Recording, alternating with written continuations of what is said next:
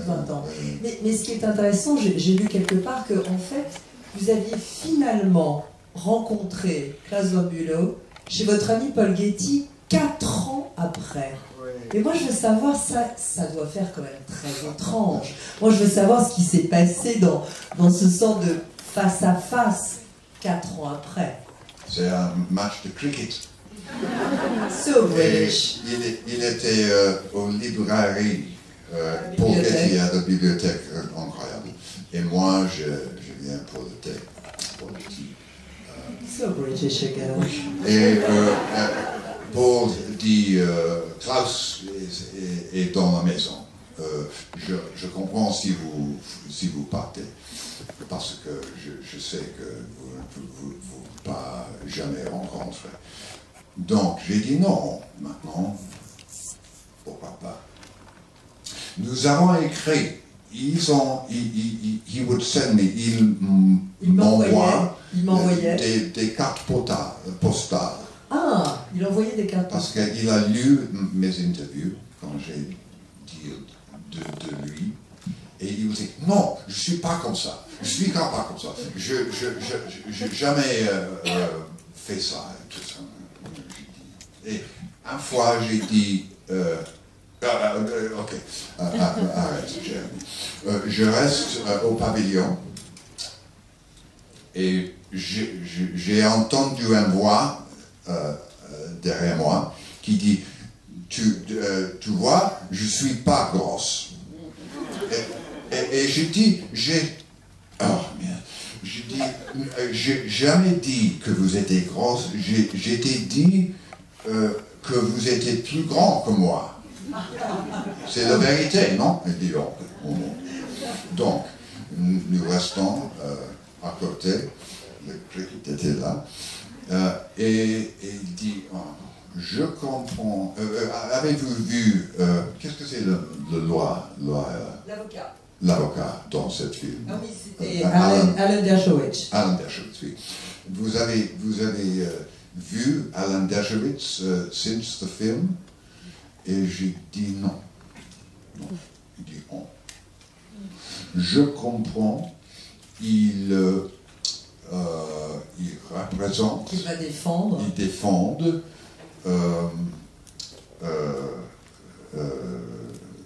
Il défendait Mike Tyson, ah, oui, je crois, hein, c'est oui, ça à l'époque. Mike Tyson, qu'est-ce que c'est le nom de... Il y avait aussi Lena Wemsley. Leonora Helmsley. Oui, Leona Helmsley. Il défend les deux. J'ai dit oui, j'ai vu ça. Ouais. Il dit, vous avez... ils ont demandé que vous jouez les deux. Il avait de l'humour au moins. Oui, et j'ai dit non. Mais j'essaie Léon, mais Mike Tyson, c'est pas moi. Too big, right? Oui. Et le couleur, c'est pas bon. Pas du tout. J'adore cette couleur, mais dans cet visage... Votre visage, voilà. Non, vous avez eu raison finalement. Alors bien sûr, c'est votre rencontre, la parole est à vous. Donc n'hésitez pas, les micros vont passer pour des questions. Des questions intéressantes. C'est sympa, Jérémy, sympa.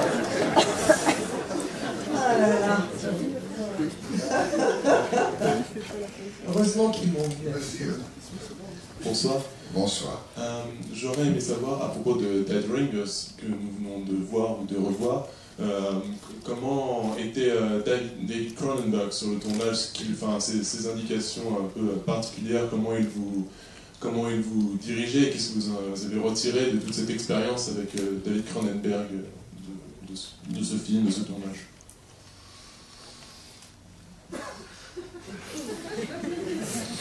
Faire les jumeaux, c'est pas si difficile, en effet. Ça, c'est le question, non? Oui, absolument, absolument. Nous avons un caméra motion control. Donc, et j'ai un comédien, il n'est pas sur le film, mais il était toujours là. Et c'est l'autre moi. Donc, en effet, dans le film, il y a seulement 8 prises avec les deux jumeaux encore en même temps. Ensemble plus, je crois, mais c'est seulement lui. Donc, on fait, par exemple, si on a une scène avec un peu de mouvement, on marche et on parle avec l'autre jumeau. Donc, nous avons une caméra sur les rails, ouais. Et je fais mon petit truc avec, je parle avec cet autre homme. Son nom, John, c'était John, et l'autre nom, je l'oublie. Mais avec John, je parle,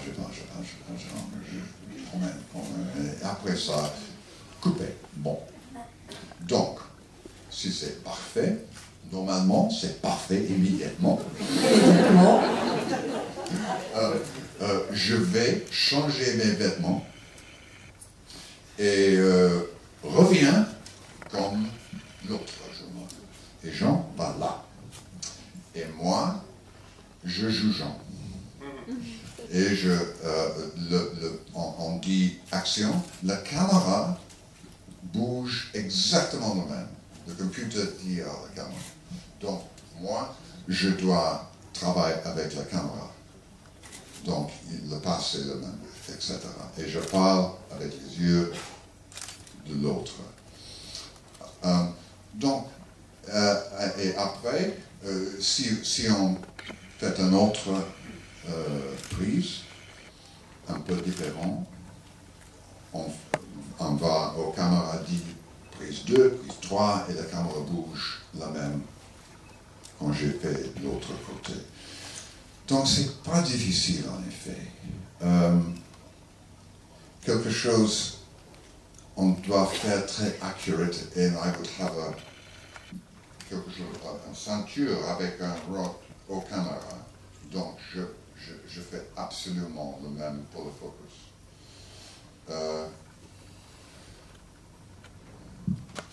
Avec Cronenberg, c'est toujours simple. On commence sur le plateau de la scène, choisi par lui, par l'histoire. Et il joue un jour, je joue l'autre. Et on choisit, qu'est-ce que c'est une bonne position, qu'est-ce qu'il fait dans cette scène, etc. Et Peter Suschitzky, le camera operator, il reste dans un coin, il montre. Donc après ça, mon opposite, Jean, arrive, et David et moi fait la scène pour lui. Il joue David, David montre, moi et Jean jouent la scène. On change un peu, puis il dit peut-être c'est mieux pas là, à ce moment, etc. Et après une demi-heure, 3 quarts d'heure, on dit ok, ça marche. Nous inviter le crew, vient voir le son et tout ça, les lumières et tout ça, et on joue la scène pour eux. Et après on part, il fait toutes les choses pour la scène, les lumières et tout ça, et fait la caméra, choisit le lens et tout ça. Et je retourne et tourne. C'est très très simple. Mais ce semble comme un... when you work together, what's that called? Collaboration. Oui, une collaboration, une vraie collaboration. Et on dit, à nuit, j'ai dit à lui, j'ai une bonne idée pour cette scène. Quand je fais le lavage avant le fête, au fin du film. Et c'était 3 heures du matin, je crois. Et il dit, bon, allez, fais la caméra et tout ça, et mettre les lumières, et dis à les autres, qu'est-ce que tu fais? Et après une demi-heure, il est venu, c'est prêt, je me montre, je fais la caméra là. Il dit, oui, c'est bon. C'est bon. Donc, il n'est pas un égoïste, Cronenberg, et j'adore ça. On essaye tout. Et il est comme un peu comme moi, un petit garçon. On essaie toutes les choses. C'est pas très important. Et toujours il dit, I look forward to. Oui. Vraiment, j'ai envie de tourner cette scène. Non, j'ai envie quand le film ouvert. Donc, puis le critique. I look forward to the. Ah oui, donc j'ai hâte que le film sorte. So the critics can tell me what the film's about. Oui, que les critiques me disent enfin de quoi parle mon film.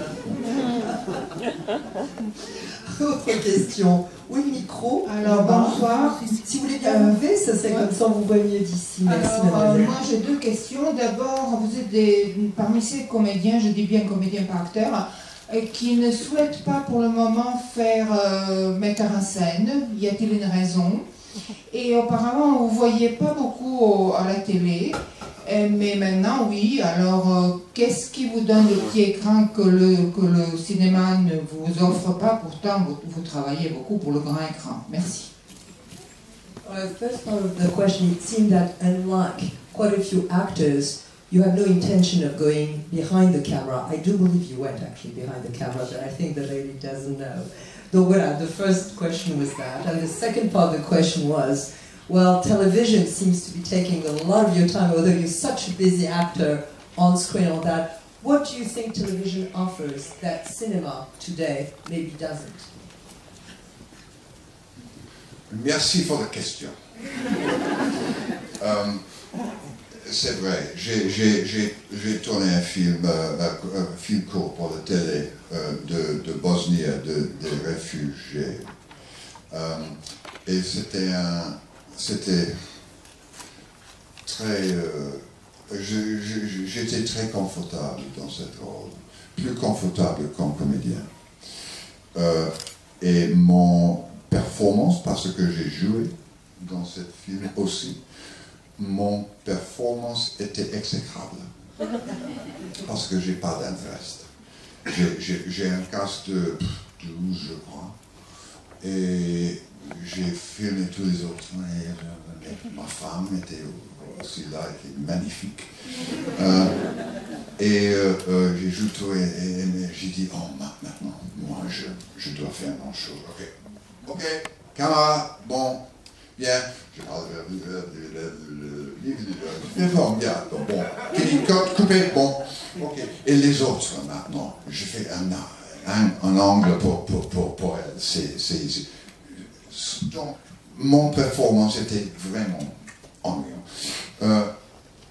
Mais toujours comme comédien, je suis intéressé dans toutes les autres choses. Je suis un homme qui enjoy, j'aime faire des choses et je suis perfectionniste et ça m'intéresse les angles, les angles de caméra et pourquoi la lumière est là et pas là et tout ça m'intéresse. Et c'est bon parce que le tournage pour un comédien c'est très ennuyant. C'est pour ça que tous les comédiens boivent tout le temps. Parce que c'est vraiment terrible. Donc, moi, je fais les mots croisés. Et I watch. Je regarde tout et je parle de tout. C'est très difficile pour les mettre en scène. Parce que je dis, pourquoi tu fais ça? C'est beaucoup plus intéressant comme ça. Mais c'est bien, en fait. Donc, comme j'ai fait mettre en scène,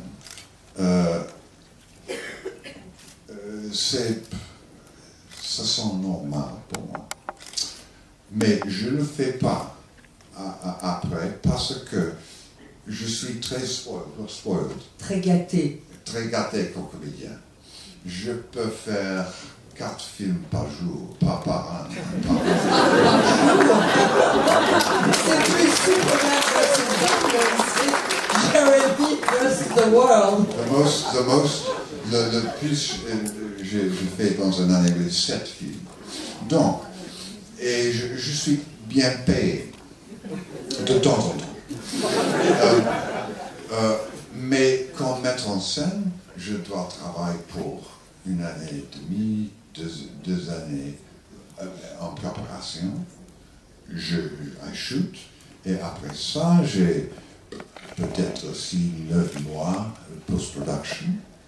Après ça, je dois vendre le film dans le monde, et I'm paid peut-être un quart de what I'm paid comme comédien.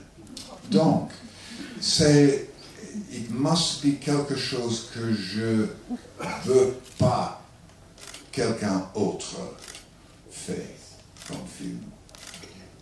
Et avant ça, j'ai pas trouvé un film comme ça. Je toujours pense il est un bon metteur en scène, il peut faire ça.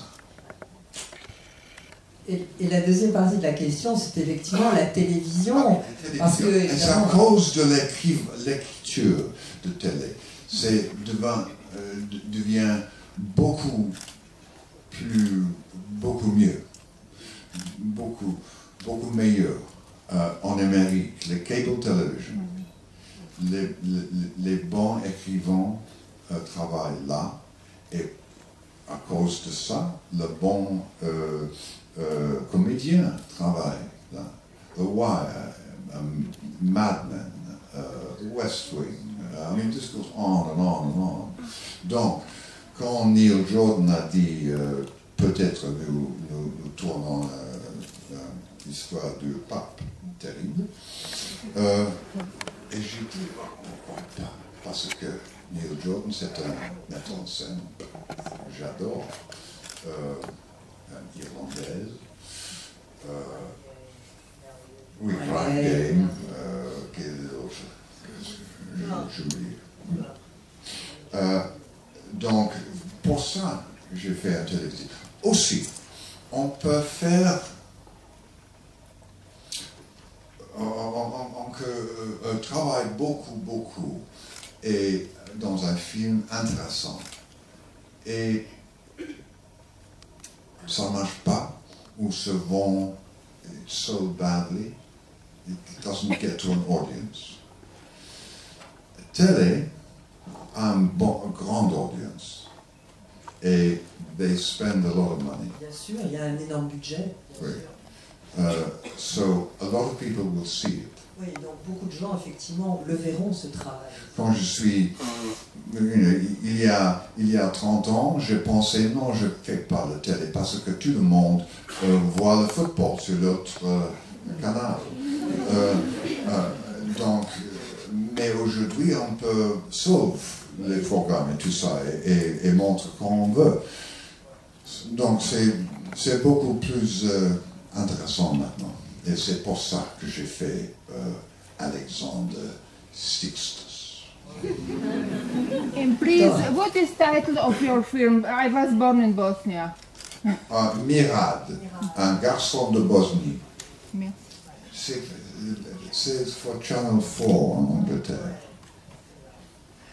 Autre question, oui, micro. Merci. Bonsoir, monsieur Hans. Bonsoir. Moi aussi, j'aurais deux petites questions, pas très intéressantes. Merci d'être partenaire. Je pose quand même. Première question, combien de temps en général il vous faut pour préparer un rôle? Et deuxième question, en tant que comédien, j'aimerais connaître votre avis sur Actors Studio et leur méthode de Lee Strasberg, si ça vous dit quelque chose. Je pense que ça dira quelque chose. How much time does it take for you to embrace a part, to prepare for a role? And the second part of the question was, I mean, what do you think of Lee Strasberg's method, actor's method, if you knew about Lee Strasberg? Yeah. I thought you might. Ça dépend. Le temps, ça prend découvrir un caractère. Ça dépend si c'est très différent de moi ou pas. s'il est dans un environnement que je comprends ou pas. Donc, quand j'ai joué le jésuite en mission, je ne suis pas catholique, je ne suis pas jésuite. Je ne suis pas missionnaire. Je vis dans le XXe siècle, pas dans le XVIIe. Donc, je dois lire beaucoup et trouve un sens et un aise avec le Dieu. Et pour cette film, j'ai l'aide d'un grand jésuite, Daniel Berrigan, American, grand jésuite. Et il était mon mentor. Et quand j'ai tourné, je parlerai avec le Dieu et dire, Monsieur, aide-moi, parce que, autrement, si j'échoue, j'échoue. Ah, j'échoue. Le verbe échouer. Si j'échoue, c'est pas une bonne réflexion à vous. Donc, aide-moi. Et j'ai une conversation normale chaque jour avec mon Dieu. Je deviens jésuite, je deviens catholique. Dan would say, il a créé un livre de ce tournage, en effet, Daniel Berrigan, et il dit, je suis comme un inflatable. Gonflable. Un gonflable, oui. Et il va, chaque jour, il fait ça. Mais moi, j'ai beaucoup de holes. J'ai beaucoup de trous. Oui, beaucoup de trous. Donc, c'est difficile. Donc l'air s'échappe. Mais avec un sentiment religieux. Donc ça, c'est une grande chose pour moi, cette film. Et beaucoup de préparation. Mais un livre merveilleux Red Gold. C'est un fantastique book about les jésuites. Red Gold. Oui. Donc, avec Klaus Noël, nous avons parlé de ça. Parce que ça dépend. Je dois trouver l'émotion.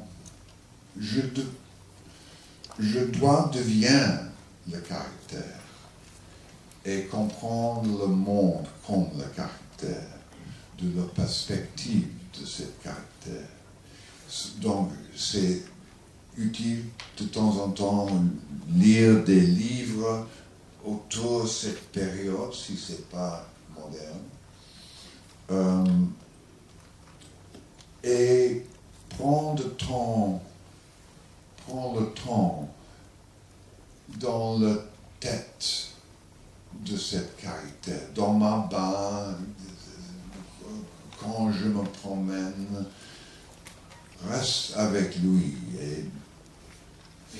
Et j'ai les signes, les clés dans le scénario.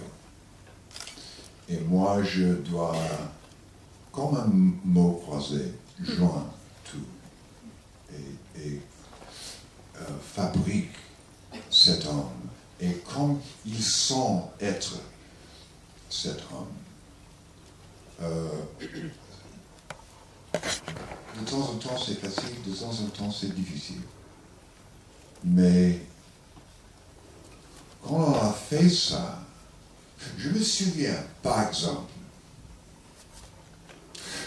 l'autre, deuxième part de la question avant cette petite histoire. Je ne sais pas,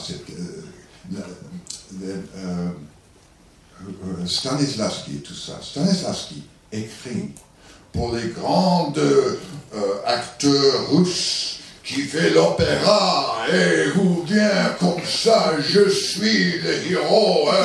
Il dit, s'il vous plaît, un peu de normalité. Bon, les Américains, parce que les Américains aiment tout cette chose, il fait, ah oui, Lee Strasberg dit, oui, ça c'est très intéressant, très...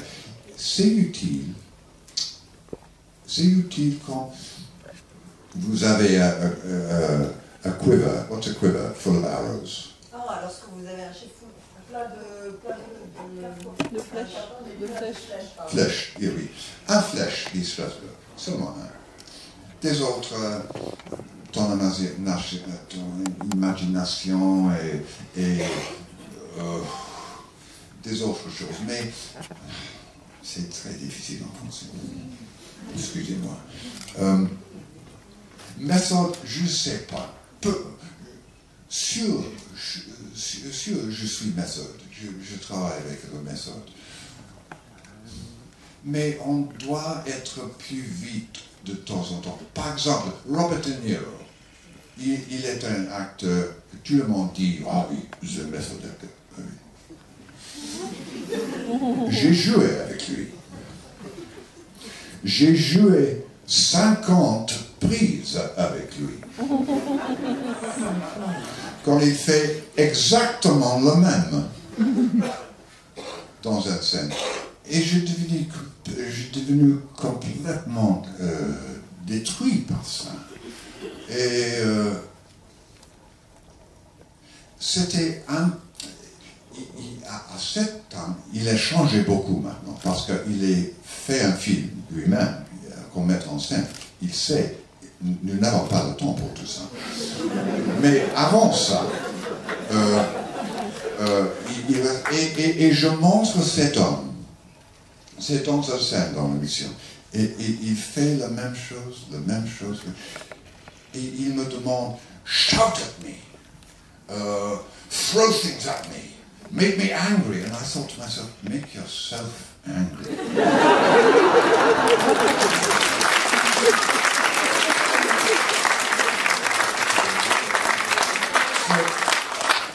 Oui. S'il vous plaît. Bonsoir.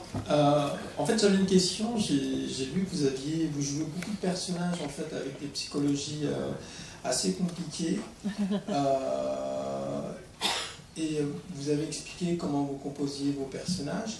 Ce que je voulais savoir, c'est avant vos prises, est-ce que vous avez besoin d'indications précises dans la psychologie, ou alors tout simplement, en fait, on vous explique la mise en scène. Enfin, je suppose que vous avez travaillé vraiment avec beaucoup de réalisateurs différents et que vous avez vos préférences certainement en fait là-dessus. I mean, you were talking earlier about complex, ambiguous characters, but before each take, and obviously, Dunshman says it depends on the director, obviously, but before the take itself, do you need lots of directions from the director on the psychology of it, or is everything already in your mind because you are? Je déteste les directions psychologiques de mettre en scène. Voilà. Un metteur en scène, c'est comme un chef.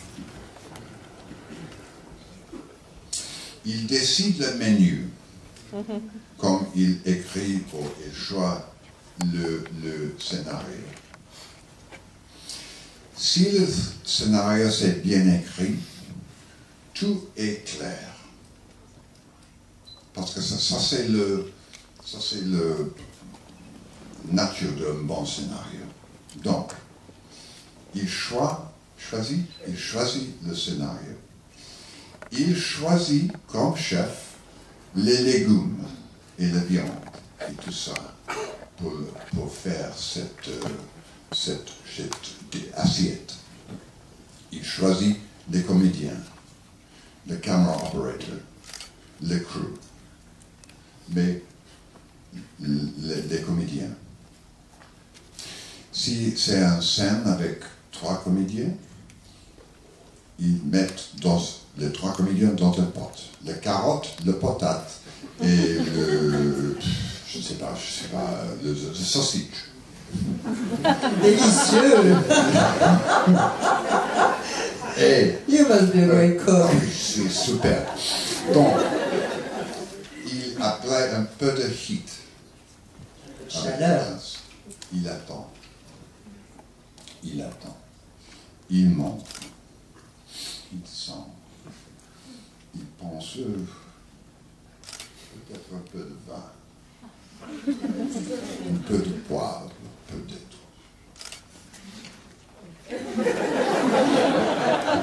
Je suis. Oui.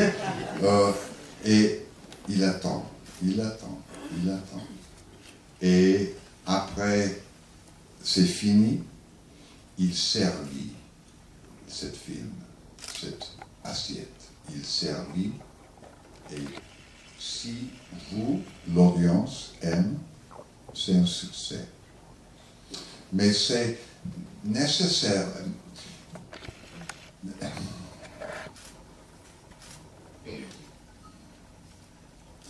Il doit montrer, il doit entendre.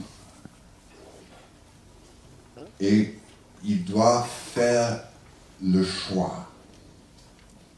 J'aime ça, j'aime pas ça.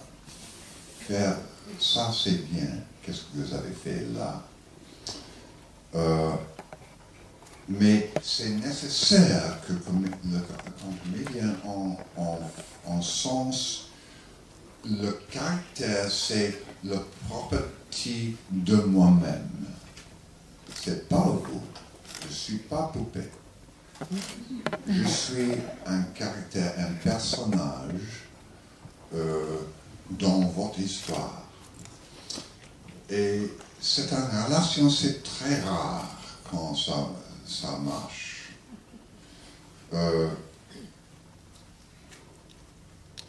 Et un bon metteur en scène, c'est ça. C'est pas toujours comme ça. Alors on vient de me faire signe. Dernière question. Où est le micro? Là-bas. Oui. Bon, bonsoir Monsieur Irons et bravo pour votre français parce que je trouve que vous n'êtes pas du tout exécrable, vous êtes plutôt bon en français. Absolument. Et je signale par rapport à ça que c'est commun à tous les grands acteurs britanniques puisque Sir Peter Ustinov était venu à Paris à la Cinémathèque, il parlait en français. Sir Christopher Lee, j'ai une grosse pensée pour lui aussi, bien l'écouter. Et à ce titre-là, moi je voulais rebondir un petit peu sur votre côté caméléon. Bel hommage que vous avez fait, votre référence à Sir Peter O'Toole, Laurence d'Arabie, c'est une merveilleuse référence. Et le côté caméléon qui vous permet de jouer dans des films très sérieux comme Dead Ringers ou Van Bulow ou La maîtresse du lieutenant français, et ce plaisir d'enfant d'aller faire les méchants avec Bruce Willis ou dans La machine à explorer le temps. Et moi, ma question, ça serait quelle a été l'ambiance de potes, parce que j'ai rencontré les trois autres, c'est les hasards de la vie, avec Gérard Depardieu, Gabriel Byrne et John Malkovich dans le film avec DiCaprio, où vous jouiez le mousquetaire Aramis. D'ailleurs, si j'avais été casteur, je vous aurais pris pour Aramis, parce que vous n'êtes pas missionnaire, mais vous avez joué en mission, et c'était le mousquetaire qui vous... C'est une question très longue. C'est une question très longue. Non, mais votre carrière est très longue, et le plaisir de vous rencontrer est tellement énorme, quoi, parce que vous êtes vraiment un des grands acteurs du monde actuellement, quoi. Alors ma question c'était en fait parce que il vous a vu et il a rencontré les autres acteurs. Comment était l'ambiance sur le tournage de L'Homme au masque de fer avec Depardieu entre autres et DiCaprio? Je vous entends rire, c'est déjà une réponse. Non, c'était merveilleux, vraiment. DiCaprio, je me souviens, c'était le Fashion Week à Paris. Donc il y a plein de modèles gorgeous. Et le premier travail du matin, ouvre la porte de trailer de Leonardo DiCaprio. Parce qu'on a besoin de lui sur le plateau. Et il dort. Il est détruit par la nuit. Donc, Gérard et moi arrivent à voyage sur les motos de Paris à le studio. Et c'est avant son accident. C'était toujours avec Gérard. Il est sur le téléphone. Il est là. Ok, ready to shoot. Okay, yep. Okay. So, positions, please. Yep. Positions, please. Bon. Ok, action. Ah, monsieur. Toujours comme ça. Mais je lui adore.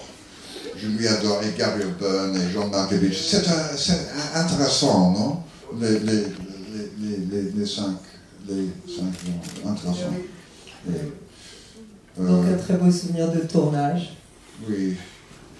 Merci tout le monde pour venir. Attends. Excusez-moi que je suis un peu léger. Parce que c'est difficile de parler de ces choses en anglais. Et beaucoup plus difficile en français. Et vous êtes les gens de théâtre, et les gens de tournage, et ces étudiants et tout ça. Et je voudrais parler profondément de cette extraordinaire profession et que j'adore. Mais c'est pas possible. Donc, excuse-moi, j'espère que les tickets sont pas très chers. Merci pour...